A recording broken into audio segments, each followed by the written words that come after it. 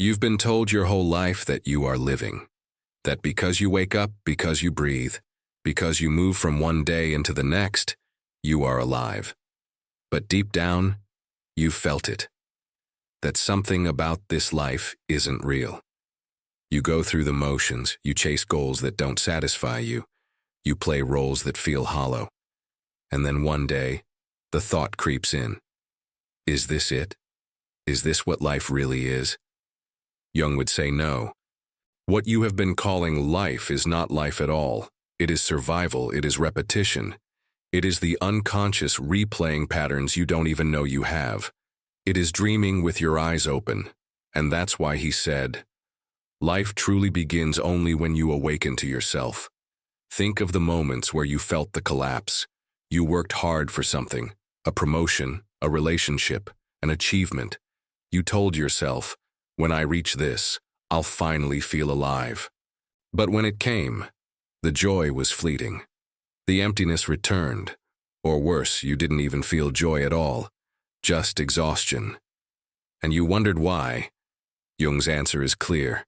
Because you were chasing an image, not yourself. You were looking outside when the real key was inside. This is the first shock Jung brings. Most of what you call your life is not yours. The job you took, the partner you chose, the habits you carry so often, they are not born from your true self. They are born from expectations, from wounds, from shadows you've buried, from the persona, the mask you've worn for so long you think it's your face. And here lies the problem. The more you identify with the mask, the more you lose yourself. You become the good son, the reliable friend, the competent worker, the kind partner. But beneath these roles, something is dying, because none of these masks can contain your full self. And so, slowly, quietly, you suffocate under the weight of your own performance. You have felt this suffocation. The smile that hides exhaustion, the agreement that hides resentment, the kindness that hides rage. And you told yourself, this is just what it means to be a good person. But Jung would confront you with a hard truth. No, this is not goodness. This is unconsciousness. This is you burying your shadow until it controls you. Because here is the hidden cost. When you deny yourself, you don't make that part of you disappear. You make it unconscious, and the unconscious always finds a way out. Repressed anger becomes passive aggression. Buried desire becomes addiction. Ignored fear becomes anxiety. Every shadow you deny leaks back into your life, not directly but sideways. It shows up in destructive ways, and you call it bad luck, or fate, or coincidence. But Jung would say, no. It is you. It has always been you. And this is why he insisted, life truly begins only when you awaken to yourself. Because until then, you are not living. You are being lived by your wounds, your shadows, your masks. Think of the patterns you've repeated, the relationships that start differently but end the same, the jobs that look new but drain you in the same way, the mistakes you swore you'd never make again, but somehow made anyway. These patterns are not random. They are the unconscious pulling the strings. Jung called it projection. Everything you refuse to face in yourself, you project onto others. The people who trigger you most are often carrying the very traits you've buried. And so life becomes a cycle of collisions with your own shadow, over and over again. And you call it destiny. You say, this always happens to me. But Jung would tell you, it happens because you are asleep.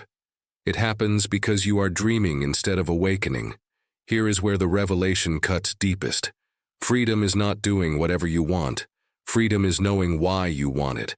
Until you know that, your desires are not freedom. They are chains. You think you chose them, but they were chosen for you, by trauma, by family, by culture, by wounds. You think you are free, but you are only repeating what your unconscious has decided. This is why Jung's words are so haunting. Who looks outside, dreams. Who looks inside, awakes. Looking outside, you chase love, approval, wealth, recognition, and maybe you even get them. But you still feel hollow, because all of it was built on the wrong foundation, the dream. Only when you look inside do you wake up. Only then do you ask, what do I actually want? Who am I when no one is watching? What am I running from? What am I hiding? What part of me have I killed just to fit in? The answers are terrifying, because they show you that the life you've built may not be yours at all. They show you that the self you present is only a mask. They show you that the real you, the one buried under roles and shadows, has barely lived. But this is also where hope begins. Because the moment you see the dream for what it is, you are no longer trapped in it. The moment you glimpse your unconscious, you gain the power to change it. This is awakening. This is the beginning of true life. Jung called this process individuation, becoming whole, uniting the conscious and unconscious, shadow and light. It is not easy, it is not safe, it is not comfortable, but it is the only path to freedom. Because until you awaken to yourself, you are only half alive. Think of it like this. You've been walking through life like a marionette, strings pulled by hands you cannot see. Awakening is when you cut the strings. But here is the catch. Once you cut them, you don't just find freedom. You find responsibility. You can no longer blame fate. You can no longer say, this always happens to me. Because you see that it was you, your unconscious, your choices, your refusal to face yourself. And now, it is yours to change. This is terrifying, but it is also liberating. Because the moment you take ownership, you stop being prey. You stop being at the mercy of your patterns. You stop being a dreamer lost in someone else's story. You begin to write your own. But how? How do you awaken to yourself? How do you find the self buried beneath masks, shadows, and illusions? In the next part, we will step deeper into Jung's map. We will walk into the shadow, confront the persona, and see how individuation is not just an idea, but a brutal, beautiful process of death and rebirth. Because Jung's warning is clear, life begins when you awaken to yourself. But his promise is even clearer. Once you do, you will never be the same. You've felt the collapse already. You've seen the dream for what it is. You've tasted the bitter truth that much of your life has been guided by unconscious forces you didn't even know existed. And now you ask, if life truly begins when I awaken to myself, how do I do it? Where do I even start? Jung gave us the map. He called it individuation, but the path is not straight. It is a labyrinth, and to walk it, you must face three great trials: the shadow, the persona, and the self. The first trial is the shadow. The shadow is everything you've buried, the thoughts you don't want to admit, the desires you don't want to face, the rage you suppress, the envy you deny, the shame you hide. Every time you said, "That's not me," you added to the shadow. Every time you wanted something but told yourself it was wrong, you added to the shadow. Every time you collapsed into being good, you exiled a part of yourself into the dark. And here's the paradox. The shadow doesn't vanish just because you ignore it. It grows stronger, it leaks out. You've seen this in yourself. The explosion of anger you couldn't control, the jealousy that consumed you, the addictions that pulled you back. You thought these were random failures. They were not. They were the shadow taking its turn at the wheel. Jung said, knowing your own darkness is the best method for dealing with the darkness of other people. Facing your shadow doesn't make you evil, it makes you conscious. Because once you admit, yes, I feel envy. Yes, I want power. Yes, I am capable of rage. You stop being ruled by these forces. They become yours to integrate. They become fuel instead of poison. Imagine you're in a conflict. Someone insults you. The shadow wants to explode. If you deny the anger, you swallow it. You smile, but inside, resentment builds. Later, it leaks out in passive aggression or bitterness. But if you acknowledge the anger, yes, I am furious. You can use it consciously. You can set a boundary calmly. You can speak with firmness instead of collapse. The shadow, integrated, becomes strength. This is the work. To sit with the parts of yourself you've disowned and admit, this too is me. The second trial is the persona. The persona is the mask you wear for the world. It is necessary. Society demands masks. At work, you must appear competent. With strangers, you must appear polite. With friends, you must appear loyal. Masks are not lies, they are functions. But the danger comes when you confuse the mask for your face. Jung warned, the persona is that which in reality one is not, but which oneself and others think one is. When you live only as the mask, you suffocate. You play the role so long that you forget there is someone behind it. You become the good employee, the kind friend, the perfect partner. But when you are alone, you feel hollow, because none of those roles is the whole of you. Awakening means learning to use the mask consciously. To know, this is my role, not my identity. You put it on when needed, but you take it off when you're alone. You don't lose yourself inside the performance. Think of the times you've smiled when you wanted to cry, agreed when you wanted to resist, nodded along while a voice inside screamed no. That was the mask suffocating you. Jung's warning is clear. If you live only in persona, you are not alive. You are an actor trapped in a play you didn't even audition for. But when you see the mask for what it is, you gain freedom. You wear it strategically, but you no longer confuse it with your soul. The third trial is individuation. This is the destination of Jung's path, to become whole, not perfect, not flawless. Whole. Individuation means uniting opposites, shadow and light, conscious and unconscious, chaos and order, mask and true face. It means admitting every part of yourself, integrating them, and standing as one complete self. Jung said, the privilege of a lifetime is to become who you truly are. That is individuation, to stop living as fragments, to stop hiding pieces of yourself, to stop collapsing into roles, to finally stand whole, awake, alive. But here's the truth. Individuation costs everything. You will lose illusions. You will lose roles.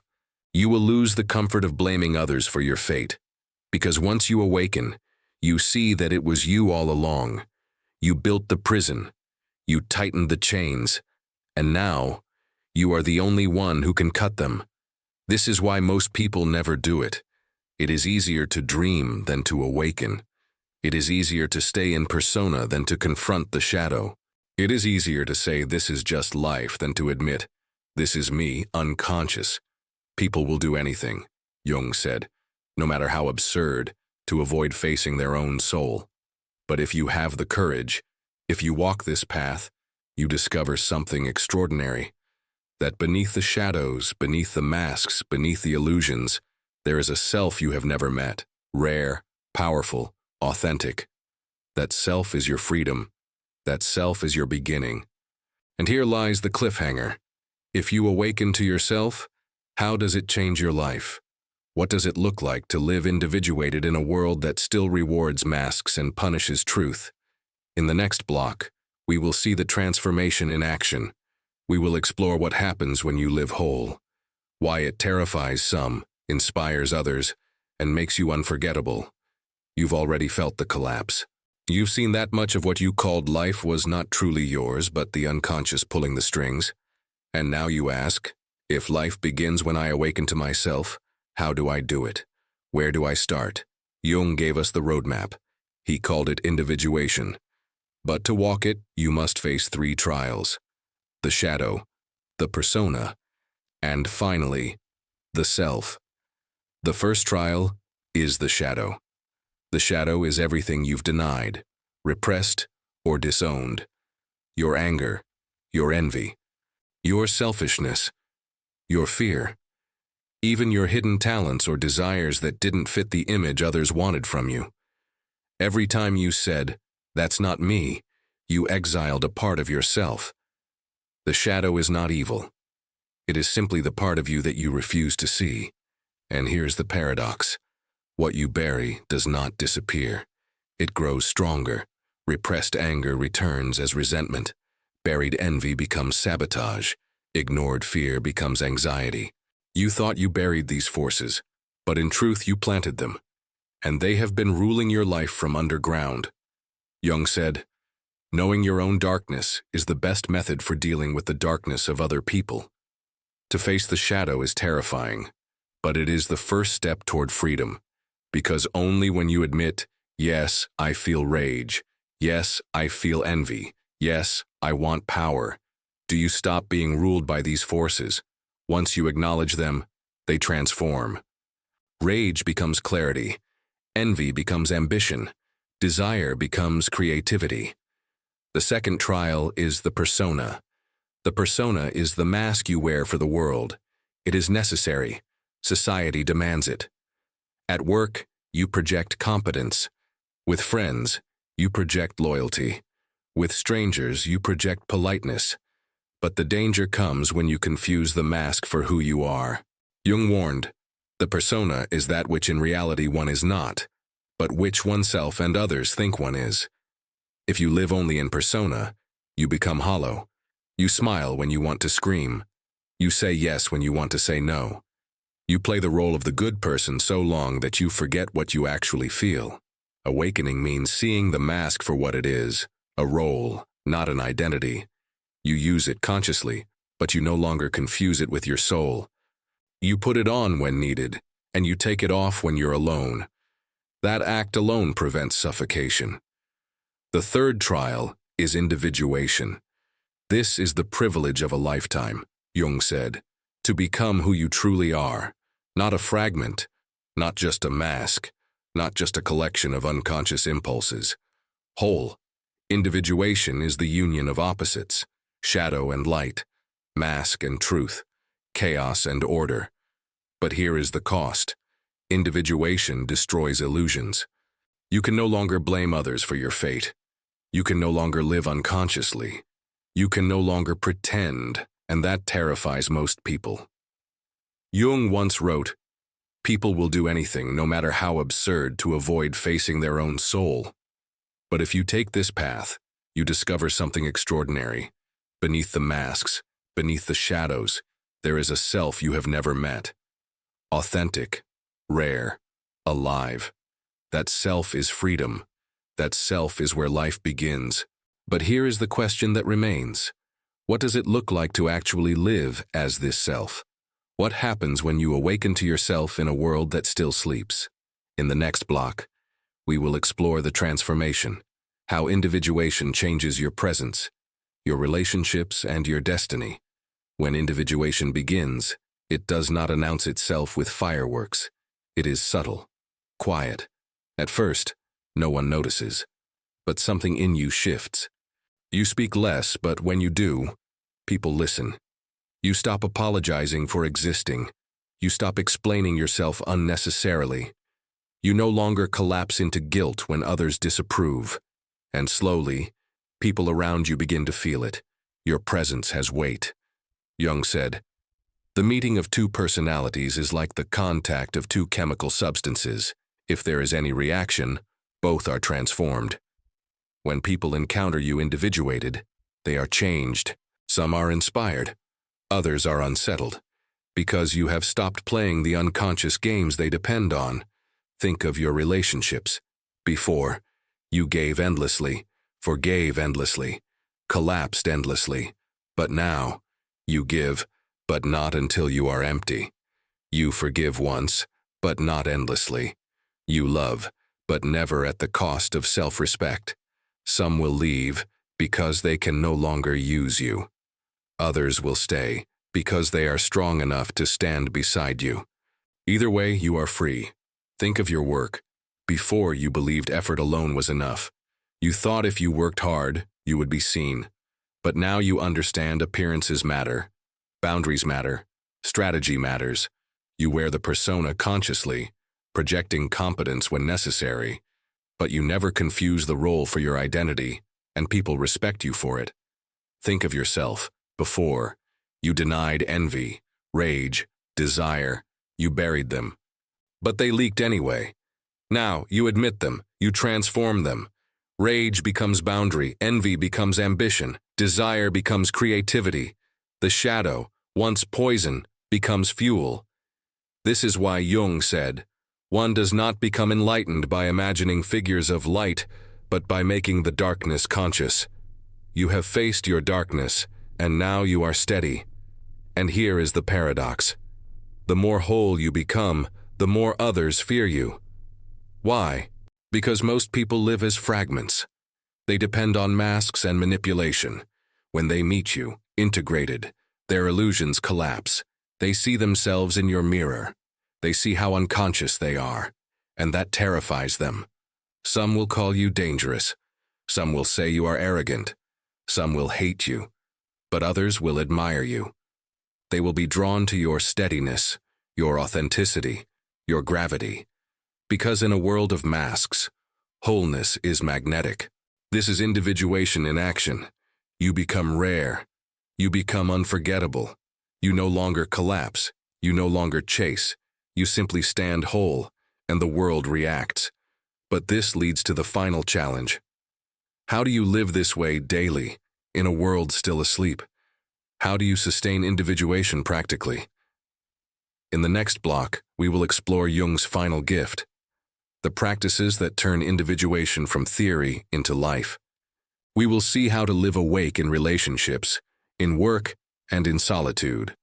Freedom is not an idea. It is a practice. You can understand individuation, but unless you live it, you are still dreaming. Jung never wanted psychology to remain in books. He wanted it to transform life. So what does it mean to live awake, day after day? It begins with relationships.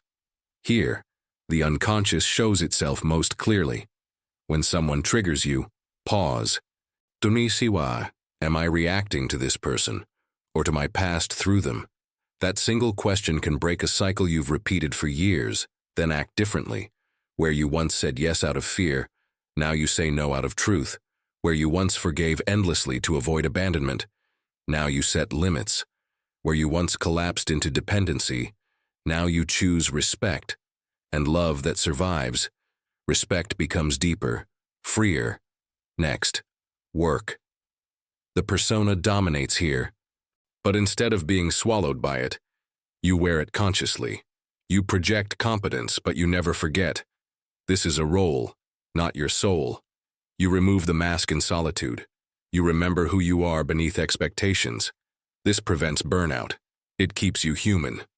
Finally, solitude. This is where individuation deepens. Jung said dreams are the royal road to the unconscious. Pay attention to them. Write them down. Journal honestly, admitting even the thoughts you wish to hide. Practice active imagination. Converse with your shadow, with inner figures, with the archetypes that emerge. And above all, cultivate silence.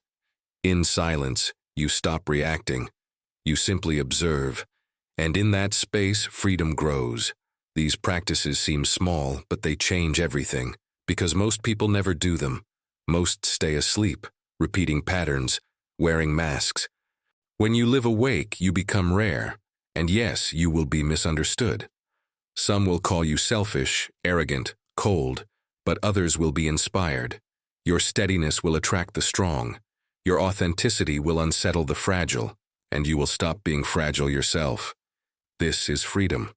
Not the shallow freedom of doing whatever you want, but the deeper freedom of knowing why you want it. Not escaping your unconscious, but integrating it. Not living as fragments, but as a whole. Jung said, "The privilege of a lifetime is to become who you truly are." That is the final truth. That is what it means to awaken. So now the choice is yours. Will you go back to dreaming, collapsing into roles and shadows? Or will you awaken, fully, painfully, magnificently to yourself? If you're ready, declare it. Write in the comments, "I choose awareness." And if you want to keep walking this path, subscribe. Because the next video will take you even deeper.